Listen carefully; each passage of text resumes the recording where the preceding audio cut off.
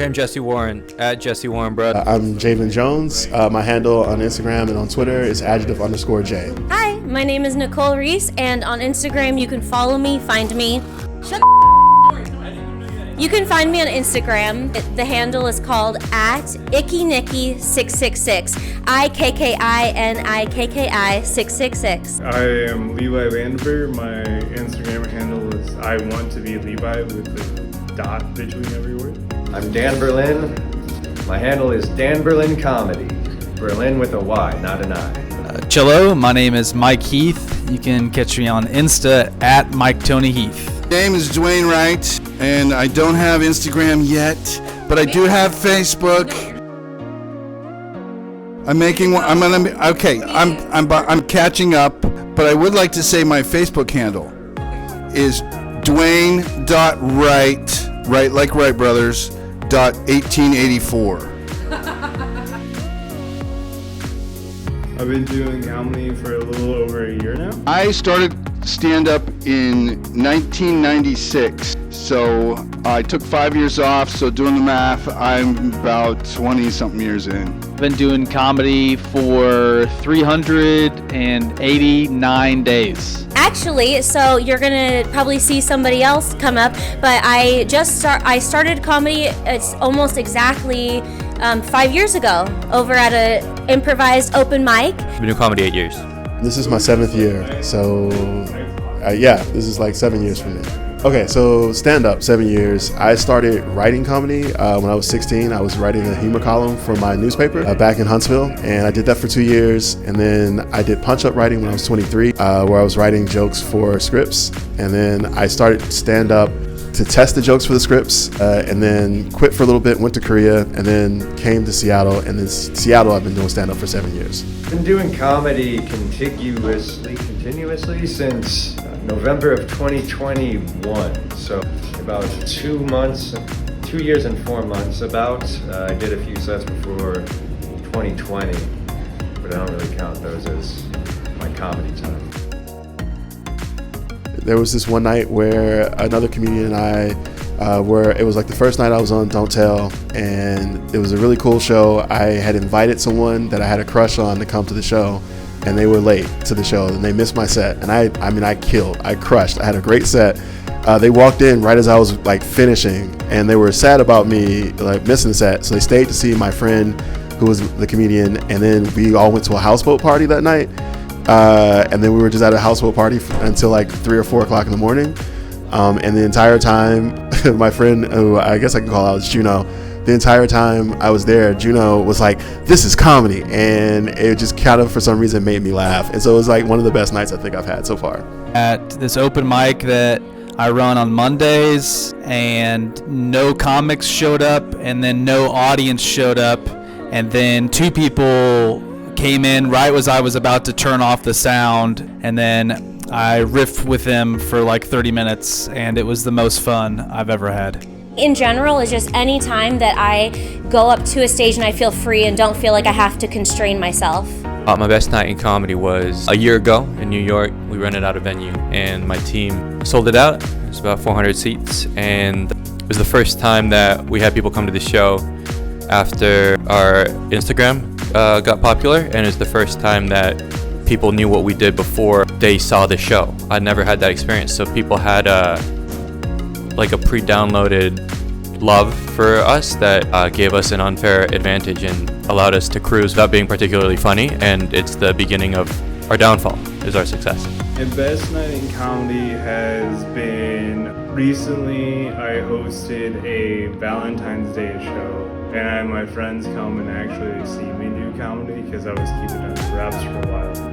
And I was not Valentine-y, but it was a very good show, and they had a lot of laughs. That was my best night. About a year after I started at this place called The Space Inside, and there was an open mic, and it was my birthday, and I had friends there. And I just really killed. I had good reactions to the crowd.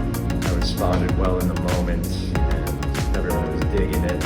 And I've had better sets since then, but at that time, that was the first one where I really felt like I tore it up. I had a chance to share the stage with Mitch Hedberg, and that was the greatest night of my life just because I was on the stage with him, and he was such a cool guy. And I can't say it enough, and it's so tragic. So, but also Lewis Black. So I snuck in too. I also opened for Lewis Black, so those are a couple of my heroes. So naturally, excellent. Honestly, most of it was a slog for 8 years. I detested like most evenings. It wasn't particularly fun. I don't get along with most people who do it. Most of it was just a grind to get reps in to develop the skill. Yeah, it was a majority bad. My worst night in comedy, golly, geez, probably tonight. No shade to what's going on here. It just wasn't very funny. So it's probably this, yeah. Just based off of the amount of laughs that were had while I was on stage. And I laughed. hey, you did, I yeah. laughed a lot on Yeah. stage. Yeah, sometimes it's hard to tell if people are laughing at how bad you're doing. You made me cackle laugh over here. I actually moved so I wouldn't be so loud in the room, so that's why I was like cackling over by the garage. The cackle away. I'm all about the cackles. We're goofing. If you are familiar with Seattle, there's a place in the International District called Jones. It had a mic there for about 6 months or less, and I went there for my first time, not ever like writing anything down, and I was too drunk and I did terrible.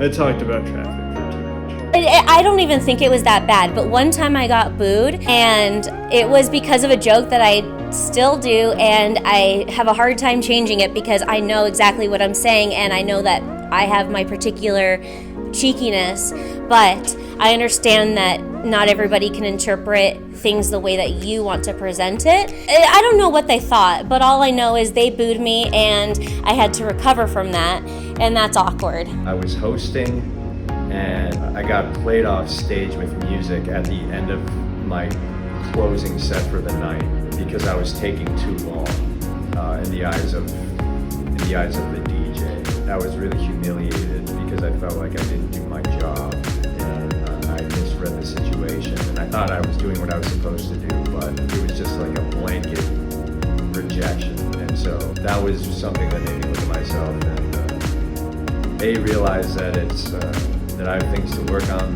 but also I kind of steeled me and realized that people are gonna do what they're gonna do, and I just gotta focus on what I'm doing and not let it affect me that much.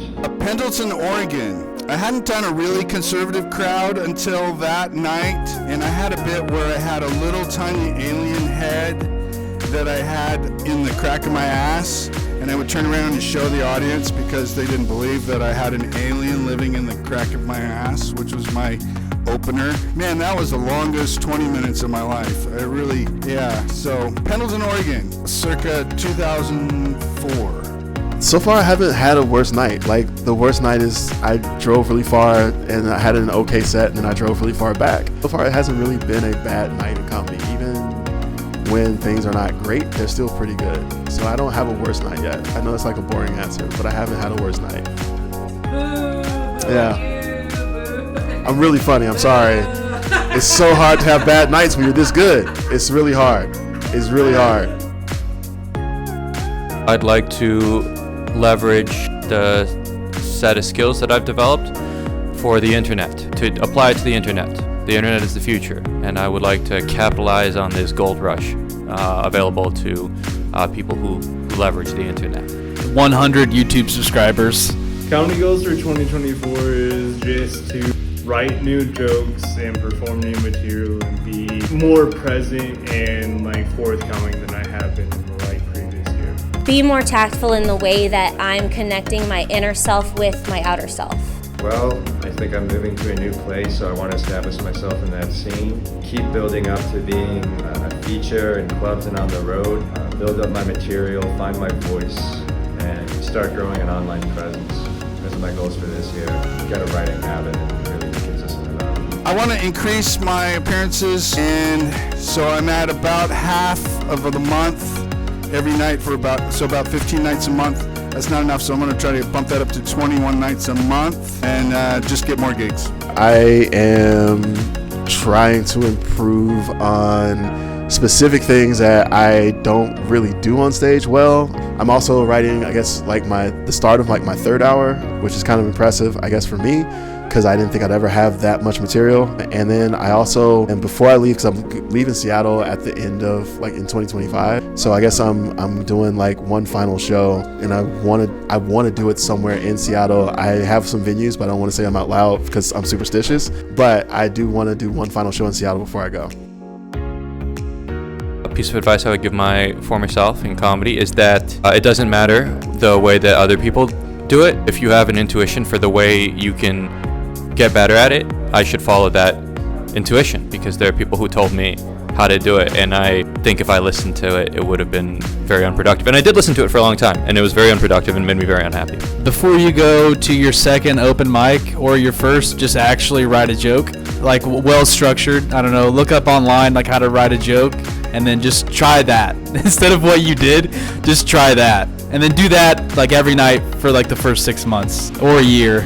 Yeah. Just start where you want and not like build up to it. It's like having the conviction to do what you want to do will be better. Don't worry about anything, and it's all fun when it comes down to it. No one's gonna die over this, so just let yourself enjoy life and hope that other people do the same, and just enjoy the ride. Write jokes, try to get a joke every 6 to 10 seconds in, even if you're setting something up. Slip the jokes in. Writing cures more ills than most other habits you can do. It's not everything, but it will get you further than most other kinds of practice will. It's gonna take a while. Everything's gonna be harder and take longer than you're gonna want or they don't. Don't think that you're all that when you start. You go on stage, you got some good jokes, you get some good laughs, and then you think that maybe, okay, the word is already traveling to New York. I got to get ready because they're going to pick me up for some big sitcom. I just don't think you're already there because you got on stage and got laughs. But good for you to get those laughs. But I would tell myself to do way more improv comedy, take way more risks. I would also say like maybe lean a little bit more into community a little bit earlier. I think a lot of times when I first started, I was way more antagonistic of people in general, a little bit more standoffish, and I still am a little standoffish, but I think I got a little bit better about that. But yeah, when I first started, I kind of didn't really want friends. I was just scared to tell jokes, and I think I would tell my younger self like maybe make more friends. I am going to be at Crocodile at the Hereafter April 16th on a show called Descent into Madness, and I'm going to be doing a portion called TV News Tonight. Always the Blackout, only all black comedy showcase in Seattle, happening at Langston Hughes next month and pretty much every month. You guys check out my Instagram. That's it. I mean, there might be a show or two coming up at some point. Look for them. I'm on the net to find it. My ex-girlfriend wrote a diss track about me recently, and it's getting no play, and I thought it was kind of good. And it's called Cornball. I think her handle's like Moretti or something. But I thought it was cool. I haven't talked to her in years, but she wrote a diss track, came out. Obviously, I look at her TikTok. She even talks about how I look at her TikTok, because apparently, like, you can see if somebody views your profile. I had no idea that that was a feature. So she references it in the song, but cool, make fun of me just because I like your music and I'm supportive of it. Like, I love her music. I think it's very good. But she's getting no play. She gets no views. So go check out her song. It's pretty good. Yeah, it's fucking sick, and she talks about me. It's so sad when somebody writes a song about you and nobody listens to it. Should be even worse. I know. Tell me about it. She's talented. She deserves more play. She's really good. Come out if you're in Seattle, Mondays at Big Time Brewery. The sign-up starts at 8. Show starts at 8:30. Yes, I just shared about one time how that nobody came, so you can change that. Follow my page. It always helps. I don't have anything in particular to promote, but I'd love to have people watch my stuff and like it. I do improv every Wednesday at Unexpected Productions. Also, the last Tuesday of every month, I'm typically over at the Jules May Bar Show that Unexpected Production puts on. It's improv. And the last Thursday of every month, I have Mucho Improv, which is a Spanglish show that is still improv, and for people that are completely fluent, for people that are very not fluent, like myself, I'm an American, you'll enjoy the show with a mix of Spanish and English improv, and then afterwards other people from the community come in and we all do another sort of artsy little game together. And also you can see me do Descent into Madness at the Crocodile Hereafter, which is the comedy stage, and that's absurdist, surrealist show. Stand-up. Descent into Madness is a surrealist, absurdist stand-up show.